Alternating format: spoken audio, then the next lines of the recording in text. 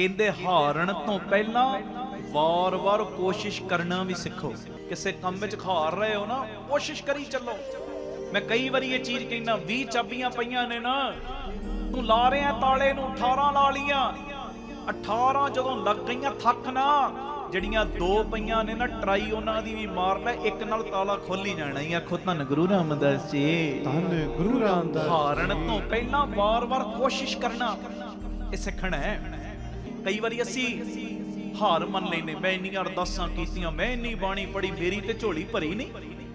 ਉਹ ਭੋਲਿਆ, ਤੈਨੂੰ ਕੀ ਪਤਾ ਜਿਹੜੀ ਤੂੰ ਬਾਣੀ ਪੜੀ ਹੈ, ਜਿੰਨਾ ਤੂੰ ਸਿਮਰਨ ਕੀਤਾ, ਬਾਪੂ ਨੇ ਸੇਵਾ ਲਈ, ਕੀ ਪਤਾ ਉਹ 10 ਸਾਲਾਂ ਦਾ ਕਸ਼ਟ ਸੀ, ਸਤਿਗੁਰੂ 10 ਦਿਨਾਂ ਵਿੱਚ ਕੱਟ ਰਹੇ ਹੋਣ, ਤੈਨੂੰ ਕੀ ਪਤਾ।